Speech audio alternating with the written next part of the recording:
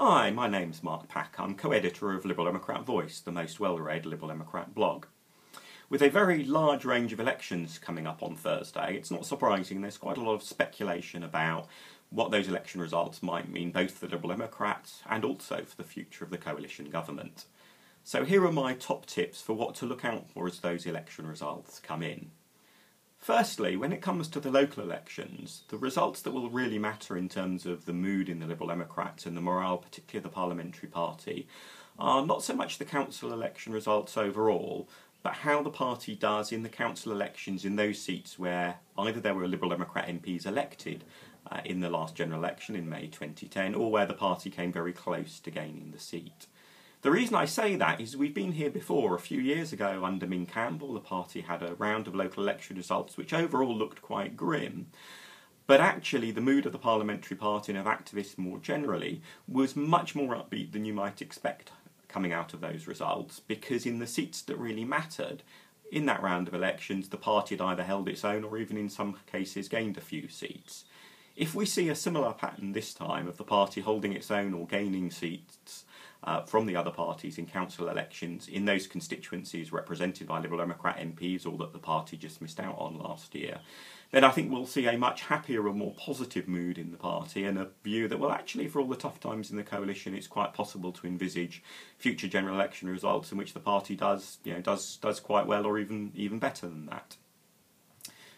The sorts of councils to particularly look out for, therefore, are ones such as Watford, where the party just missed out on gaining the seat last year, and councils such as Eastleigh, where Chris Huhne, now Cabinet Minister, obviously originally won the seat with quite a small majority, increased his majority last time, and again there's council elections there coming up on Thursday. The second thing to watch out for in terms of the election results overall is clearly the AV referendum is very important, not just for our political system overall, but also it's one of the issues that Liberal Democrats have been campaigning for a long time, but is to look under the overall figures and to see how Labour voters split on the issue.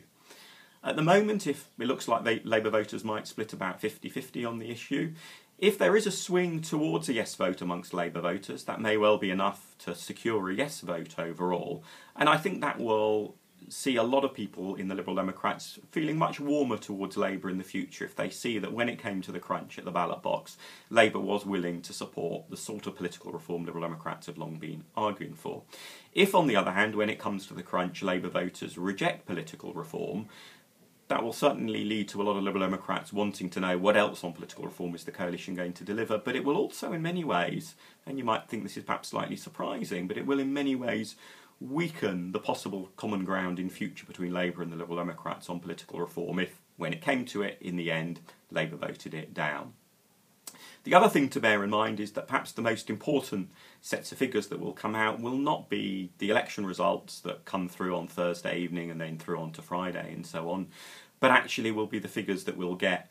in the following few weeks showing about how the economy is doing overall, because I think underlying the coalition is a belief that it needs a full 5 years to be able to demonstrate success for its economic policies and then to begin to win public plaudits for that. Having said that, a lot of people understandably are somewhat impatient for economic good times to come around as quickly as possible. We all sort of day to day, see the results of either good or bad economic policies on our lives and our livelihoods and those of our families. So the sooner that there is good economic news coming around, the happier the long-term outlook will be for the coalition. And the final thing to bear in mind is that shortly after Thursday, the plans for introducing elections for the House of Lords, and indeed the coalition agreement promises elections by, quote, proportional representation,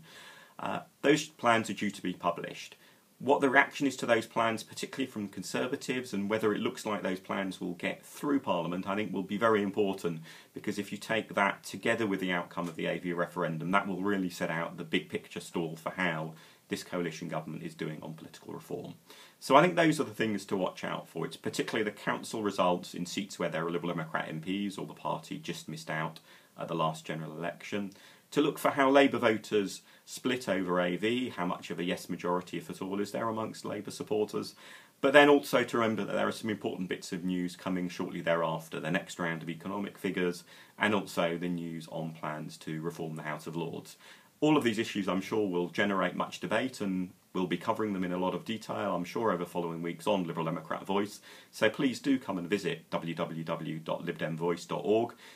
to have your views, to join in the debate, and if you have a particular issue you want to express at greater length, by all means submit a guest post. Details are all on the site. Hope to see you soon there.